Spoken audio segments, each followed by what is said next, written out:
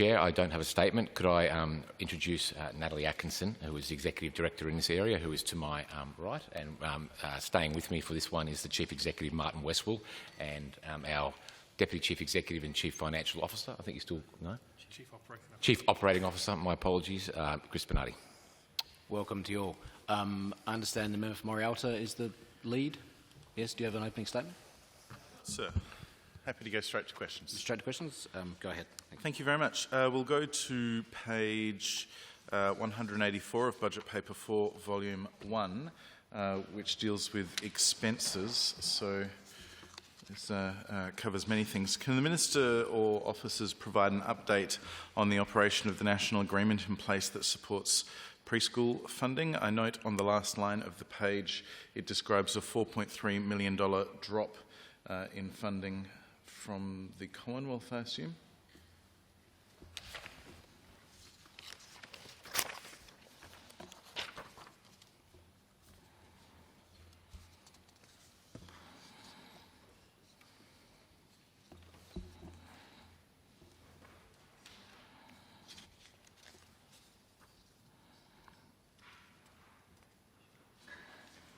Status of the agreement or reason for the variation?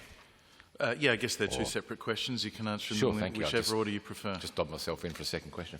Very good.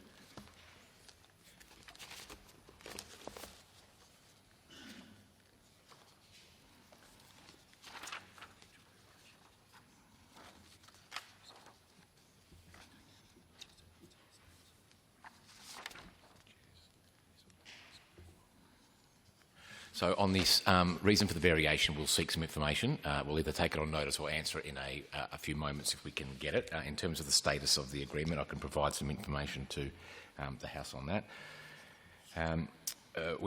Australian Government and all state and territory governments have agreed to the preschool reform agreement, 4-year national reform agreement from 22 to 2025. The funding supports delivery of a top-up from an average of 12 to 15 hours. I know that obviously the member for Morialta knows this well. 12 to 15 hours a week of quality preschool programs. The agreement provides funding of $28.2 million to South Australia for 2023, with a further payment of approximately $2.48 million once-off top-up funding for the mid-year intake, which has been agreed with the AG, or the Australian Government. We are continuing to work with the Australian Government and states and territories to progress the reform initiatives with a focus on the new enrolment and attendance measure and the outcomes measure. I know the member for Morialta will be very familiar with this move towards the outcomes measure for those early years. It will also have a focus on improving preschool participation and outcomes, including for Aboriginal and Torres Strait Islander children and disadvantaged children who particularly benefit from preschool. Is there any other information in terms of status of where we're heading with the agreement? I think that's probably the sum of my answer for now, member for Morialta. And the $4.3 million drop in funding at the bottom of the page? Yes. I'm seeking an answer on that. Oh, right. Sorry, yeah, I'll take it on notice, or we'll, if we get it in this session, we'll provide it to you. Okay. I've got a couple of other questions relating to the $4.3 million drop. That's fine. So I might ask them now so they can be taken on notice, and if we come back to them, then that's fine. No problem. How does that drop impact on non-government preschools, long daycare providers offering preschool-type programs, or any other service that is approved for the sake of the national program? And does the Commonwealth provide funding on the same basis and at the same amounts to students, irrespective of whether they commence at the start of the year or mid-year? That second part you may be able to answer straight away, I'm not sure. But could you take on notice the first one?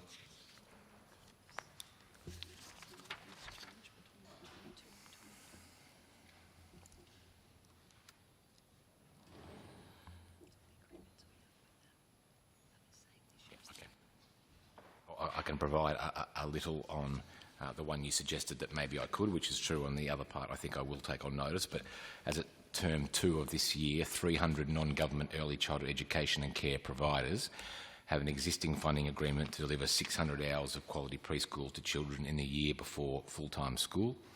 As part of the department's agreement implementation strategy, the grant funding scheme for these providers has continued unchanged in 2023. for instance, the same funding categories and amounts as per the 2022 year. Thank you.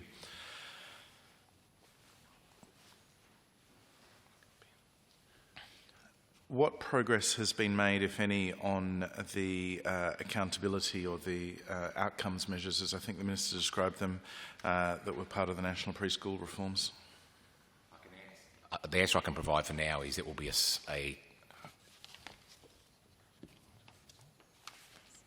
be one of the items for discussion tomorrow. And again, I thank the members for Unley and Murray Alta for allowing me to be there so I can discuss it.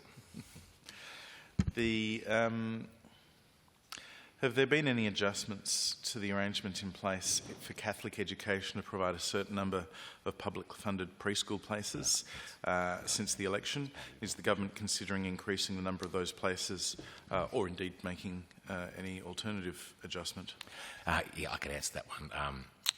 So obviously I've had strong representations from the Catholic sector, as no doubt the member for Murray Alta did when you were Minister, and the suggestion I gave Mr McGoran and Dennis at the time was that should be something they provide a submission to the Royal Commission on, because it would be good to have it considered as part of that, and I believe that has been done, and I would imagine we might have a recommendation as part of the final report on what should be done in terms of the cap places for the Catholic system, but they have certainly made their position very clear about their desire to have the cap extended so they can have more places, and I thought given we have a Royal Commission into 3-year-old preschool, it would be worthy of consideration within that.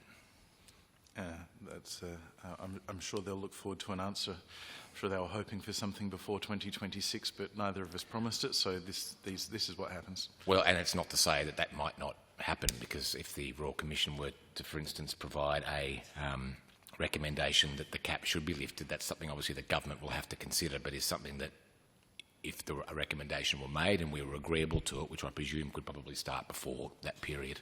Thank you. Have there been any adjustments to the arrangements in place for, I think there's a dozen or so non-government long daycare services that have fully funded preschool type programs for the year before school? Have there been any changes to the arrangements for those? Well, how many services are there, and are there any adjustments?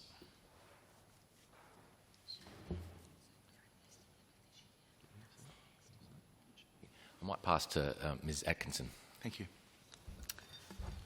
So the funding agreements for the 6 non-government preschools and Rice as well were renewed from January 2023 to December this year as well, and included 1-year extension term option 2. Again, the intention is to review the arrangements for those grant agreements following the outcomes of the Royal Commission. Okay. And how long, apologies if you said this, but for how long have those agreements been renewed? So it's to the end of this year at the moment. There is option for extension. When will the sites and services be advised of if there is that extension? In the second half of this year after the Royal Commission. I'll get to more questions on the Royal Commission later, but can I ask one important question of the Minister? When is the Royal Commission now due to hand down its report? Is it still August, or has that changed? No, it is unchanged. That is the same. And it's the Minister's expectation at the moment that it will be in August. Has the Minister had any requests to extend that? No, I have not, and that is my understanding. Thank you.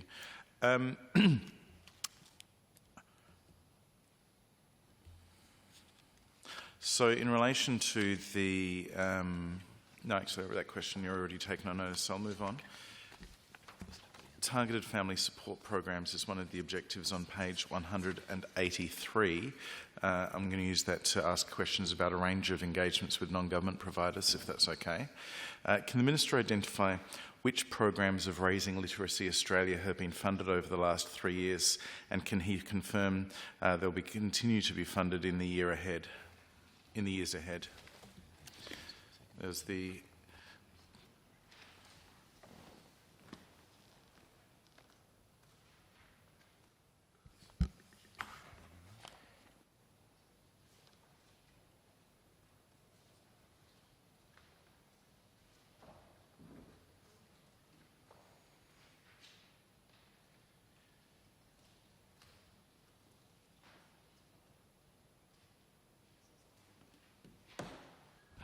We'll take a little bit of it on notice, but we're working with them now on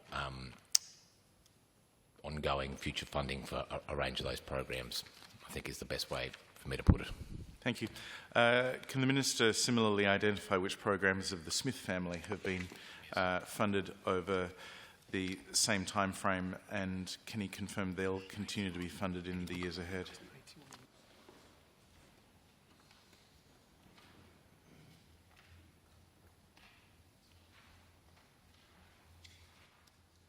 Thanks, Member for Morialta, and the Smith family, as I'm sure we both agree, does some really, really important work, and I think their services are being called upon and will be called upon more and more. So in this most recent budget, we provided $4.153 million for the Smith family's Learning for Life program from 23-24 until 26-27 financial year. That funding will allow the Smith family to support an additional 700 students each year in the Learning for Life program, and that's in government schools, 2,800 students over the 4 years in total. The Smith family's Learning for Life program recognises extra support for children experiencing disadvantage is important to keep them engaged in school. Learning for Life helps children create better futures for themselves by providing financial assistance to help families meet the cost of school essentials, uniforms, books, excursions, support from a Learning for Life program coordinator to connect the child and their family to local learning opportunities and other supports, and access to the Smith family out-of-school mentoring and educational programs to help children get the most out of their school years.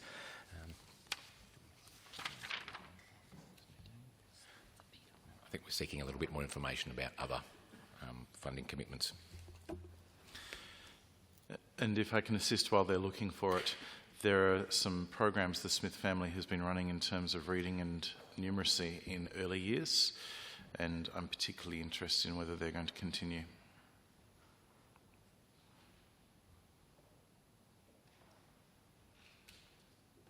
Notice, Member for Morialta. Thank you. Are there any other charities or non-government organisations offering to provide reading and book programs that the Minister or the Department has provided funding to, and if so, on what basis?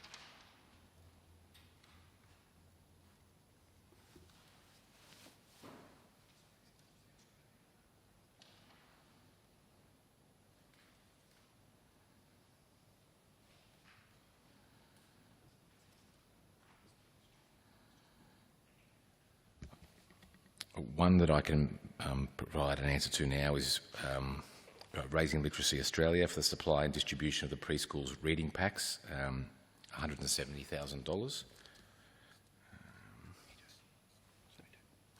And I might pass to the Chief Executive for the rest. So we have, as you know, we have a range of grant programs.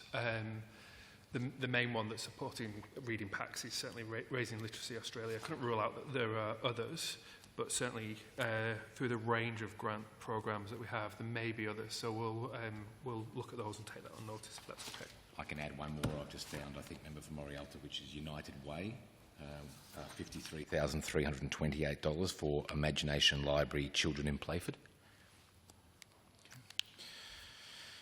In relation to page 183, the targets, the Early Years SA mobile app, which is obviously a very important part of the early learning strategy, which we were very proud of in the previous government, and I'm very pleased to see the work's continuing. When is this app going to be launched, and what will its key features include? Yes, you are right, and I would agree. This is a fantastic thing. So if I think I'm right in characterising it as the Blue Book gone into app and online format for ease of use, which I think is a fantastic thing. We are very close to public launch. In fact, I think I had an update on it at the start of this week where I got to see the presentation of what the app will look like, how it will a run through of how it will work, and I think it looks fantastic, and the Office for the Early Years has done a really good job on it, and I think it will pleasingly be something that parents actually pick up and use. So I don't feel the need to go on endlessly, because you have a very good understanding yourself, Member for Morialta, about why we are doing it and what it's there to do. But my broad answer is we are super close to going live and launch, and I think it's ticked all the boxes in terms of being, a ease of use on your potentially mobile phone version of the data that parents have historically collected and kept in their Blue Book. Thank you. I look forward to the invitation. Happy to give you one to that one, absolutely. Thank you very much, sir. In relation to the child development checks, can the Minister summarise the findings of the pilot programs and identify what model is going to be used going forward to expand these checks, model or models? From Morialta, I can, and again, I acknowledge the work that you did in this space, and we have continued that. No flamethrower here. Hear, hear. The government's expanding the reach of child development checks across the state through a range of pilots, which the member from Morialta just alluded to, with government and non-government partners. The office is responsible for commissioning, and by office I mean Office of the Early Years, is responsible for commissioning the expansion of child development check reach to 80%, and to expand the schedule of checks to include screenings at 12 months and 3 years. 9 pilots have commenced or are currently being initiated, with more that are due to start by the end of this year. Early learnings from the pilots are informing the planned or planning for that scaled rollout, and complementary activities such as the development of the Early Years app, which we just spoke about, will also assist parents and caregivers of young children through the provision of quality and relevant information to support their parenting journey. So pilot programs, happy to give you a bit of information on this. 5 pilots have commenced or are being initiated. These are with Playgroup SA, Duncan Warren Yunti, Caring Futures Institute of Flinders University, in collaboration with Good Start Early Learning, the Ayr and Far North Local Health Network and Family Daycare. Based on data available to us, there is approximately a 45% uptake of screening when offered through the place-based pilots. Further pilots are preparing to roll out in the coming months. Pilots have been designed to test different service elements, so staffing, screening tools, location, incentives, parental engagement, virtual services and hours of operation. Feedback from parents and caregivers is that it is important that families are aware of different services and supports in their community, and that they are easy to access. All pilots have built in a service pathway to support families with the next steps if they need them, including accessing things like play groups. There's another page there. And learnings about reach are anticipated through the pilot evaluations in terms of what that reach is. Whilst formal information is not available yet regarding the reasons for a 45% uptake of the child development checks, anecdotally it is understood that some families receive their checks through alternative providers such as their GP or CAFs. Others have suggested that they assume that long daycare providers are doing the checks, while others have stated that they are confident that they would seek out child development checks if they thought there were developmental vulnerabilities. Yep. Oh, okay. Okay. A bit more specific about the pilot. Within the first 9 months of operation, the Caring Futures Institute have offered child health and development checks to 1,822 families, with 770 checks undertaken. Of those undertaken, 111 were for children from culturally, linguistically diverse families, and 22 were Aboriginal or Torres Strait Islander children. Similarly, Playgroup SA reported that over a period of 7 months, 605 child development checks were offered and 290 checks undertaken. Of the checks undertaken, 86 children were from culturally and linguistically diverse families, 13 Aboriginal and or Torres Strait Islander children. Yes, I probably might leave it there, and if I can take any more questions. That's interesting and helpful, thank you. What is the time frame for the next phase of decisions about where investments are going to be further made, and when will we know what the full rollout is to look like?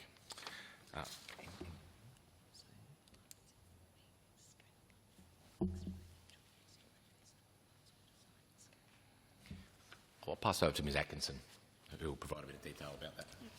So the pilots are informing kind of the scale up of the checks and the program as a whole. So what they're doing is we're evaluating each pilot as we go and now looking at the piece of the pilots and how they fit together as a whole, which will inform the plan for scale up from next financial year. As you may recall, the funding scales up gradually over the 4 years. So the next financial year we move to, I think, is it $8 million again next financial year and $16 million the following to complete this program? So it's roughly $8 million this financial year we're now just into, and Next then financial. So next financial 24-25 it becomes $16 million a year, having been $8 million this year and last year. that's right. Can I ask a data question? So there's checks at different levels, the birth and so on, and they will expand as of next financial year. Do we have some information about what is the percentage take-up of each of the different checks at each of those stages? And if it's possible to get a historic Yes. comparison over the last few years, that would be helpful. Happy to do all those things, and I think I might pass over to Ms Atkinson, who can give you some information about that. So we obviously have the data from the pilots that we're rolling out now, and we work really closely with CAFS. They're the majority provider of health and development checks in South Australia as well, and hold their data centrally, but we work really closely with them on that. The challenge with having a full picture across the state at the moment, and it's something we need to work towards, is that of course families also get their checks from GPs, paediatricians, and they're all different data sets and not always connected. So that's one of the future rollout goals, I suppose. Is it possible then, I mean, the research that informed the early learning strategy identified certain percentages for each of the checks. I don't know if that work was done exclusively to inform that strategy or if there is a baseline figure that is captured somewhere for Productivity Commission or somebody maybe on a delay. Is it possible to get whatever the most recent data of that is? Yeah, that was CAF's data, so we would have to work with them, but I'm sure we can take that on notice and come back. Thank you very much. Another point on the same page in the same area was in relation to playgroups, and I was wondering if we have any information about how this project has seen increasing numbers of families engaged with playgroups, and how whether we have information about how many families engage with playgroups now compared to previous years.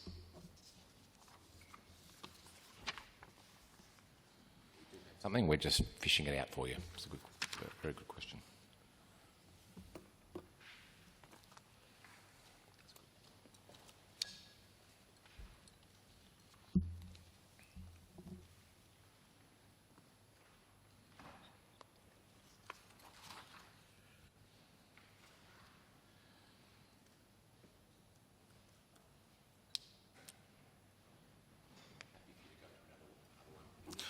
Well, I'll start another line and I'm happy to come back to that. The page 180, 181 in relation to the infrastructure projects. Much shorter run on this in this session than last session, but the Elliston RSL Memorial Children's Centre was a $2 million project. My recollection is that when this funding was originally allocated in 2021, the project was urgent because of the condition of the facilities, and it may have even been that the original preschool was unusable and they'd relocated into the school from memory. This was originally intended for completion in December 2022, then June 2023. It's now listed for March 2024. Are you able to provide any advice on what the status of that project is? Why has there been a second set of delays? And are we confident that it will be completed in the first quarter of next year? I think we've probably got an answer on that.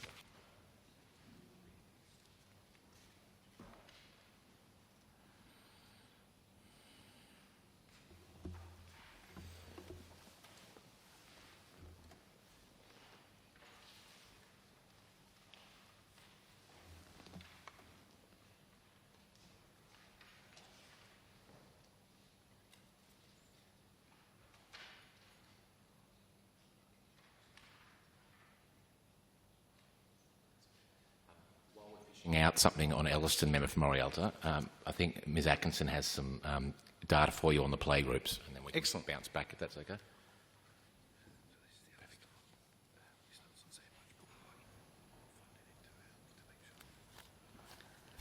So I don't have the Playgroup SA data on hand, although I believe they do publish a degree of it on their website. From the perspective of the department's Learning Together Playgroups programs, the numbers I have for, as at Term 1, 2023, is that we had 5,101 active enrolments in our Learning Together playgroups. Thank you. I have an answer for you now on Elliston, but we're seeking a bit more detail on one aspect. So, estimated completion, yes, June 2023. Estimated completion, March 2024 is the latest data I have. There was a significant review of the project in response to escalating construction market conditions. Additional funding was approved to deliver the required scope of $1.4 million. To be perfectly frank, I cannot remember whether I approved that or you approved the extra 1.4. I suspect it was you, sir. I think it might have been me. It does sound like something I would do because I am very generous. We will come back on that part just to confirm my generosity. And indeed, the reason for the delays, so it was to do with getting the funding right was the main... Stuff got more expensive essentially and blew it out. That's And the technical term. Yes, technical term is, yes, that's right. Exactly. It's very frustrating, I have to say. Under the other school projects, the new investments this year, the Minister took some answers on notice earlier in the estimate session on schools. Yes. Can I just get a reassurance from the Minister that in as much as any of those things he took on notice relating to schools also relate to preschools, can he include those in his answer? Happy to do that. That will save us some time now. Thank you. Going to page 180, 181, where we are. No, I'll in fact go to the page 184 and the general expenses line. Yes. Can the Minister identify, and I'll ask a longer question because the similar question on principles the Minister took on notice. Can the Minister identify how many preschools in South Australia are currently seeking to recruit a director, or have an acting director and therefore will soon be recruiting, or C, have a director in the last year of their appointment with no confirmation as yet that they'll be rolled over, and when will decisions be made relating to directors being rolled over in their appointments? Yeah, and happy to take that on notice as per the other ones, member for Morialta, and come back to you with an answer. Thank you, sir. Has the Minister received any feedback on workload issues for preschool directors, and is recruitment currently getting easier or possibly harder? Yes, I've received feedback about workload. I don't think there is a corner of the education, the broad education system in South Australia, and I think I can safely speak on behalf of my interstate colleagues when I say workload issues are prevalent everywhere, and that includes preschool directors. I can't give you a rock-solid answer on whether or not recruitment's getting easier or harder, but I can say that if, insofar as recruitment for those positions is akin to recruitment for positions in primary schools and high schools, I would imagine it is not getting easier, but that it is possibly getting harder, and that's the case nationally, if not internationally. But I think we have shown our willingness in the first 18 months or so of government to try to do things to attract people to the role. I think in the preschool directors area, one of the things is certainly support for them to do their role and workload, and we are trying to get right down into the nitty-gritty, so to speak, on what we can do around workload issues, which is complex. And I think the Chief Executive has something he would like to add to that. Just a detail, really. We're working closely with the Preschool Directors Association around how we can help them to be more efficient with things like financial transactions and things like that, providing more support from the department so that they can spend more time on the floor leading their site. Of course, those financial transactions have to be dealt with and have to be dealt with properly. So, but we want them to spend less time on those. So we're looking at how we might be able to provide that support. One of the key drivers of improving efficiency and making life easier, reducing red tape for preschool directors, as I recall, we were working on was to do with IT systems, and the Swift Internet project obviously first got the fibre optic to the preschools, and then the second part of the project made the internal systems work within the preschools. My recollection is that the EMS, the Education Management System project, is also supposed to radically reduce workload in this space. When is that EMS project due to be completed for all sites across the system, which would be schools as well as preschools, but I suspect it'll have a bigger impact on preschool directors than it will on principals?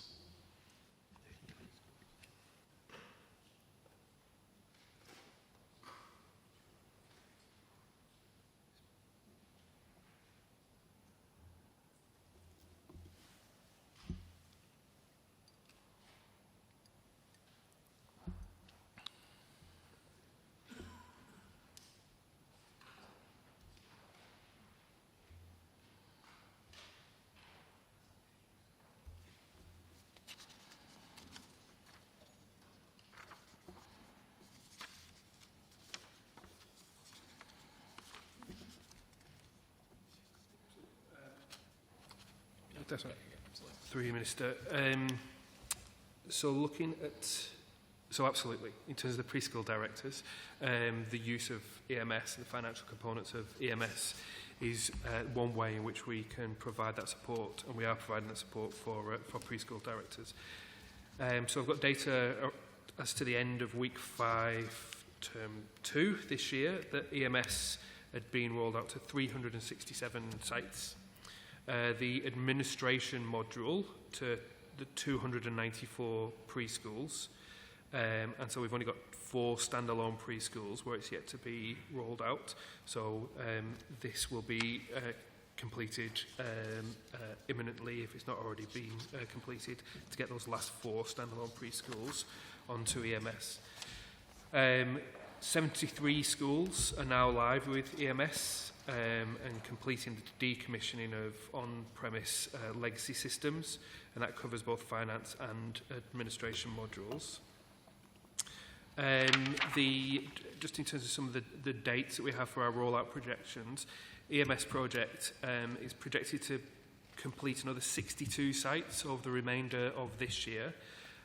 School and preschool rollouts will be determined on a term-by-term basis as we do that to minimise any risks. So the project is expected to return to full scale through this year, and so we can get some more rollouts next year. Thank you. Member for Elder has a question. The Minister provide information to the committee about the model proposed by the Royal Commission in its interim report. Thank you. Thank you, Member for Elder, for your question. I will happily do so. Chair, I was pleased to officially receive the interim report of the Royal Commission into Early Childhood Education and Care, which was handed down by Commissioner Julia Gillard AC earlier this year. While there will of course be changes before the final report is handed down, and we've discussed when that will be, it will still be as per original plans towards the end of August. The interim report, I thought, did provide a very comprehensive roadmap for the government on how we can fulfil our election commitment. Key findings, if I could summarise from the interim report, include confirming that universal preschool is an important measure to improving the lives of all children. One thing that I, just to go off on a little bit of a tangent, that was, I thought, very interesting, that was reinforced to me by the Royal Commission team, was looking at the AEDC data around the vulnerability of kids. It showed us what we probably all know around those increasing vulnerabilities in already more disadvantaged parts of the state, but the drop-off we have seen in South Australia in terms of vulnerability was also quite pronounced in more advantaged or perhaps wealthier parts of the state as well. So it's important that we don't fall into the trap of thinking that 3-year-old preschool is something which is just going to benefit kids in hard-up areas. There's actually real benefit in terms of assisting kids from more advantaged parts of South Australia to improve their learning and social emotional well-being, all that kind of stuff. And I think that's something we need to keep in mind around the power of this for all South Australian kids, regardless of where they live. But of course, it won't surprise anyone here, Member for Elder, that the interim report found that disproportionately the positive impact will be for children from vulnerable or disadvantaged communities, which of course comes as no surprise to anyone. The interim report also highlights the importance of the quality of 3-year-old preschool programs, and by that I mean we can't just be offering anything. They need to be quality. If we want the benefit of this, we need to make sure that what is offered is a high-quality program. The report explores different approaches to delivering universal 3-year-old preschool, with the Royal Commission in the interim report recommending a mixed model across both government and non-government sectors. The reason that the Royal Commissioner made that interim recommendation was around the relative ability of the mixed model to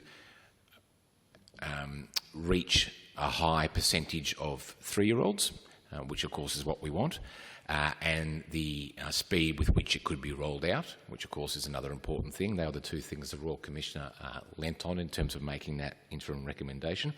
And I think it would be remiss of me not to use this opportunity to thank the Royal Commissioner and her team for a great piece of work.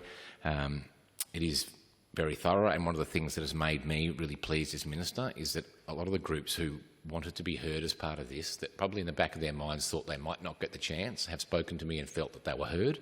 Many got a chance to speak with the Royal Commissioner, some did not, but they all feel like they have been heard and that the things they said were reflected in the interim report, and I'm sure they'll be reflected in the final one too. There's been some positive feedback so far about the interim report from some of the groups like the Children's Advocacy Alliance and Good Start Early Learning and the Education Union as well. There will no doubt be complexities that we'll have to deal with as part of this. It is a very, very big undertaking, but I feel like now we have something which is a roadmap to point us in the direction of exactly what we need to do to achieve it and to start applying ourselves to that. Thank you. Going to the highlights and targets on page 183, particularly both highlights and targets relating to autism, how many staff have been recruited with the, and I quote, autism qualifications and experience, unquote, identified in Labor's commitment? Just to clarify, Member from Morialto, this is around our commitment to have more early years staff. Yes, okay, thank you. I'll seek some information. Established autism qualifications and experience as a desirable criterion for staff recruitment in preschools.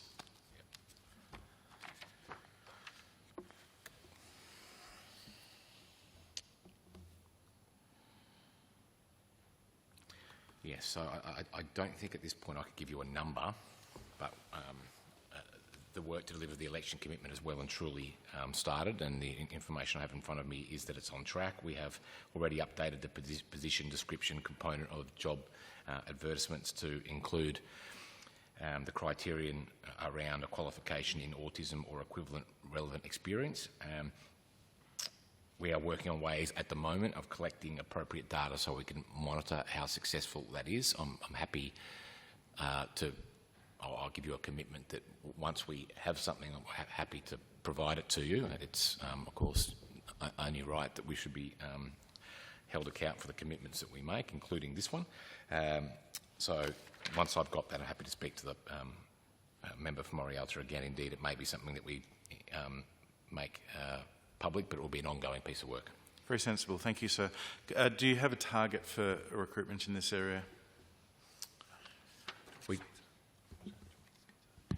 I'll pass over to the Chief Executive, but my broad answer would be probably not a specific target because it is a big undertaking. But my target is as many as we possibly can, as fast as we possibly can, but that's probably what the Minister always says. We're trying to deal with the complexity in this space by not so much having a target in terms of the number of people that are recruited, but of course sending this clear signal that that is a preference to have a relevant qualification in the early years, but also to provide professional learning opportunities for the staff that we've got. It's clearly something where we can build up that capability. So we'll look at that response in terms of having sent the signal, the clear opportunity, and saying that this is something that we value within the system, but also providing that professional development. So we'll look at how those things develop in the system and respond accordingly. Thank you, and you've touched on where I was going next in terms of those professional development for opportunities. I'm wondering who is delivering that professional development? Is it the department or Autism SA or someone else? And how many staff have accessed and or are targeted to access that professional development?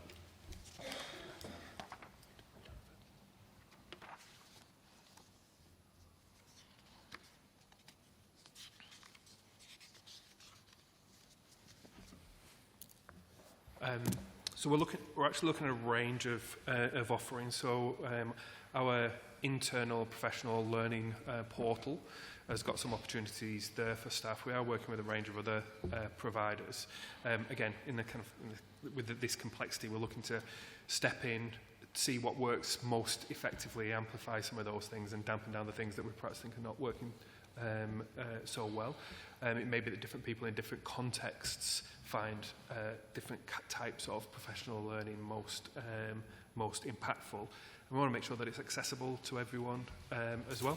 So we can provide a list of the providers and the sort of professional learning that's available. And that's a list of people who are offering the learning that is being provided by the department free for your staff? Mm-hmm. Thank you. I'll move on the same page. One of the highlights and targets relates to the Royal Commission again. When will the government deliver its response to that report, which I think the Minister said earlier will be provided in August for the report? So when is the government's response going to be delivered? My answer at this stage, Member for Morialta, is as soon as we can. We're in discussions at the moment around how quickly we think we can do that, given that it will be no doubt a sizable report and a fair bit to consider and modelling and things like that to be done. It may be that we provide a high-level report pretty quickly and then do some more work on a longer response or submission. But either way, my ambition, and I know the Premier's, is that we do that as quickly as we can after we receive the final report from the Royal Commissioner. Is the Minister familiar with the article South Australian Kids to Have Better Start by Lynn Cameron in The Advertiser, and which was noted as sponsored content for Government of South Australia? Are there any other examples of the government's plan for 3-year-old preschool to be advertised using government funds? How much did this cost? Was it the Royal Commission or was it the department that paid for it? Thank you. Could you just repeat the name of the article? South Australian Kids to Have Better Start. And it had above that title, Sponsored Content for Government of South Australia.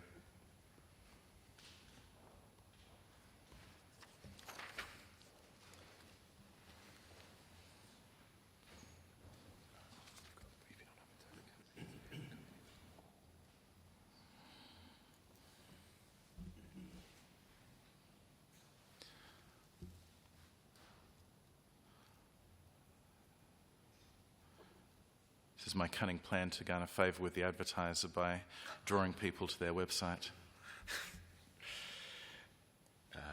Yes.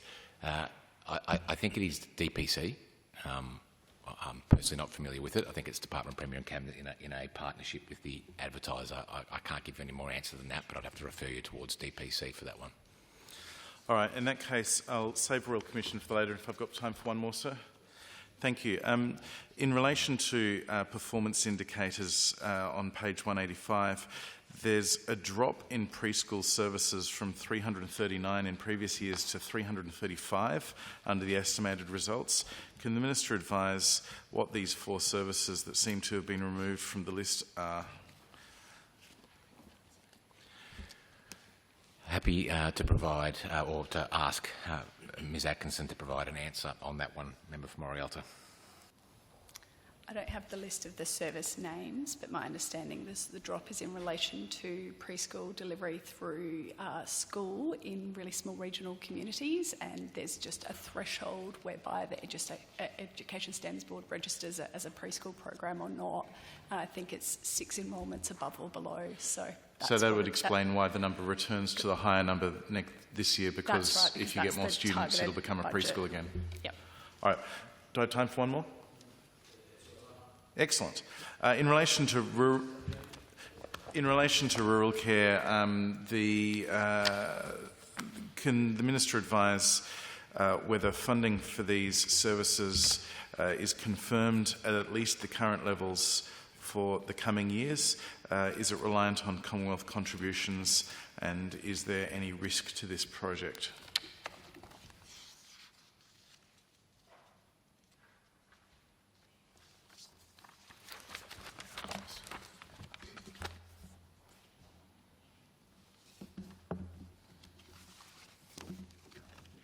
Morialta, while we are seeking some specifics, perhaps it would be an opportunity for me to talk about some of the issues that we are facing in terms of childcare in the regions, because it's something that I've had a great interest in my time so far.